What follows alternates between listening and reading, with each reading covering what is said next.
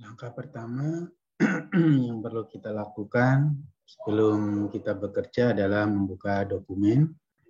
Kita buka dokumen yang baru yang masih kosong yang kita miliki. Ya. Kita lihat, kita pilih yang kosong saja. Jadi di dalam kita membuat buku, yang pertama yang perlu dilakukan adalah memformat dokumen itu sesuai dengan keperluan. Seperti yang telah saya sampaikan bahwa ada beberapa jenis buku, misalkan kita akan menggunakan ukuran B5, maka kita layout dulu ya, dari dokumen yang aktif, kita pilih pick setup, kemudian di sini kita pilih papernya misalkan kita pilih B5, kemudian marginnya kita buat semuanya 2 cm. Jadi kita ketik 2 cm, kemudian di sini juga begitu, 2 cm. Jadi masing-masing margin atas, bawah, kanan, kiri, dan atas sama, masing-masing adalah 2 cm. Sebenarnya bisa saja Anda menggunakan 1,5, tapi ini sangat rawan. Apabila nanti terjadi kerusakan, maka tampilan secara estetika menjadi tidak bagus. Oke, ini. Nanti kita lihat kalau ingin melihat bagian luarnya, formatnya kita pilih view, kemudian kita ingin tampil, oh nggak ada di sini, kita pilih sini, kemudian kita pilih file dulu, kemudian pilih option,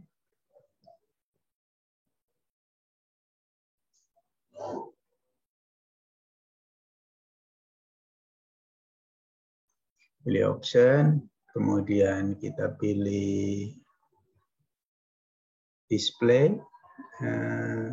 tidak ada, bahasanya view di sini, konteks kita pilih ini aja.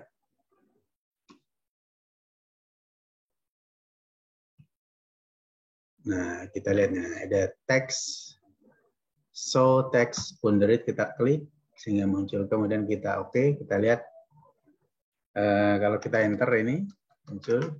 Memang kadang-kadang mengganggu kalau kita tidak ingin pakai, sama seperti caranya yang semula, pilih, kemudian kita pilih tadi advance, kemudian kita hilangkan.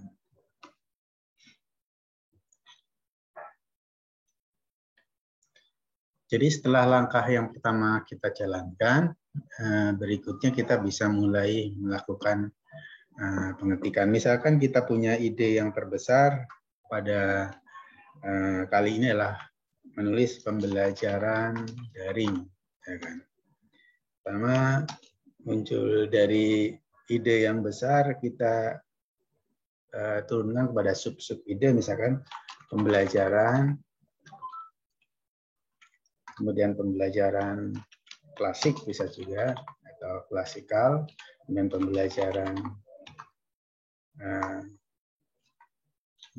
daring, pembelajaran daring.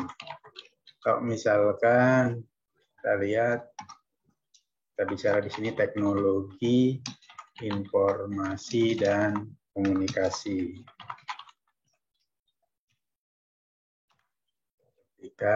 Komunikasi, misalkan di sini media daring, ya. Penggunaan internet, penggunaan platform media sosial, ya. Kemudian sumber-sumber pembelajaran daring. Kemudian media konferensi. Penutup. Kalau mau di sini ada penutup, di sini adalah pendahuluan. Jadi kita lihat mengembangkan ide kita ke dalam beberapa bagian dari ide besar menjadi beberapa bagian kecil atau sub ide. Ini nanti kita akan misalkan Kita turunkan lagi menjadi masyarakat digital, kemudian pembelajaran dilema pembelajaran, kemudian kita lihat solusi. Nah, pembelajaran klasik misalkan, maaf, ini ada sedikit kekeliruan. Nah, klasik misalnya kita turunkan menjadi sub-sub ide, misalkan pengelolaan kelas, pengelolaan dan kebutuhan kelas. Kemudian yang kedua, tenaga. Ya. Nah, ini bisa juga ditenakan, kita bedakan menjadi dua saja. Misalkan di sini ada tenaga manusia,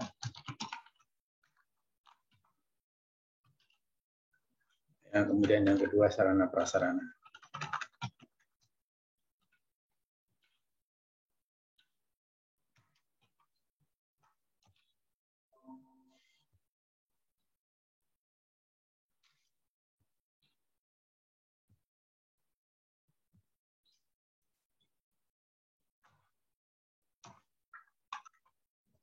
Sarana prasarana. Kemudian di sini ada media bisa kita tambahkan. Nanti kalau misalkan ini kita lihat bisa misalkan yang pertama internet dan jaringan. Media dari sudah ada media dan bawah itu. Sejarah TIK misalkan. Kemudian TIK dalam pembelajaran. TIK dan kita tiga saja. Pembelajaran dari, misalkan di sini sarana, kemudian media, dan yang berikutnya adalah jenis.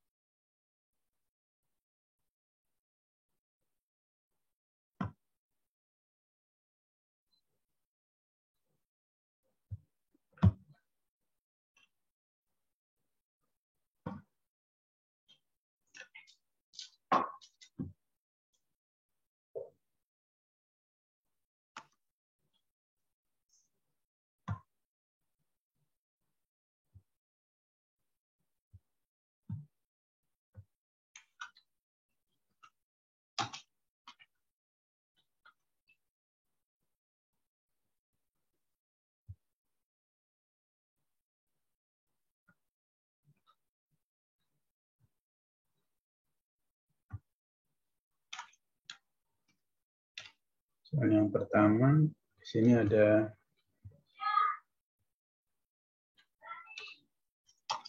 media pembelajaran, misalkan ada media sosial,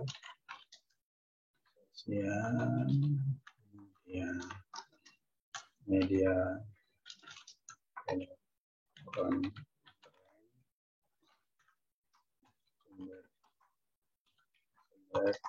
nilai saran,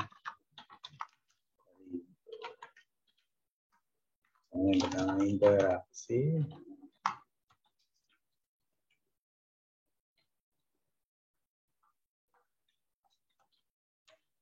dalam pembelajaran. Proses pembelajaran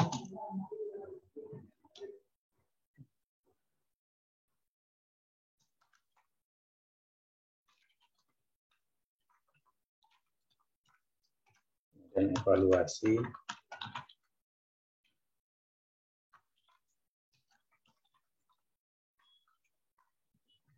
karena kita di sini menggunakan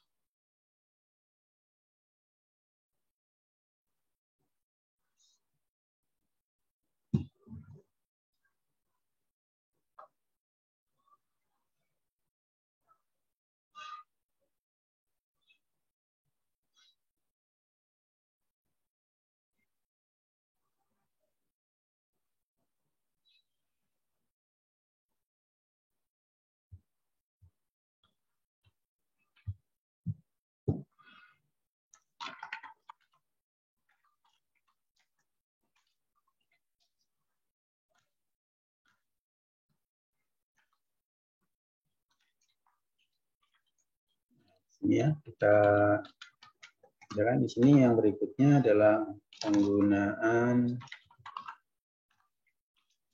Facebook.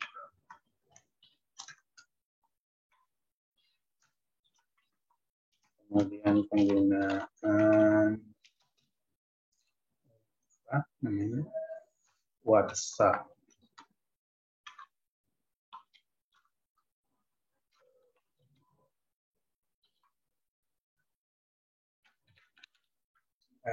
Kita lihat ini dari sini ada platform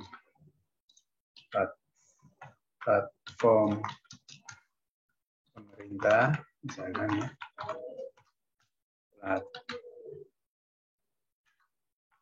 platform berbayar, ada platform gratis. Oke, saya kira ini sudah cukup banyak, kita buang aja nih. Oh, boleh juga kalau mau menambahkan. Jadi nanti ini ada, misalkan ada Google Meeting, misalkan Zoom, dan lain-lain. Oke, jadi kalau kita lihat di sini, berarti kita sudah membuat kerangka. Kita bisa tuliskan di sini adalah kerangka buku pembelajaran daring. Artinya kita sudah menyelesaikan kerangka, dan kerangka-kerangka ini akan kita bisa manfaatkan. Ya, kita bisa nanti pecah-pecah pada materi yang berikutnya. Jadi kita lihat pada saat kita menyusun sebuah buku, langkah pertama yang kita lakukan adalah membuat kerangka seperti yang kita lihat. Nah, jika kerangkanya ini selesai, maka buku itu yang kita susun kemungkinan besar akan selesai. Jadi kita lihat, jadi ada ini banyak materinya.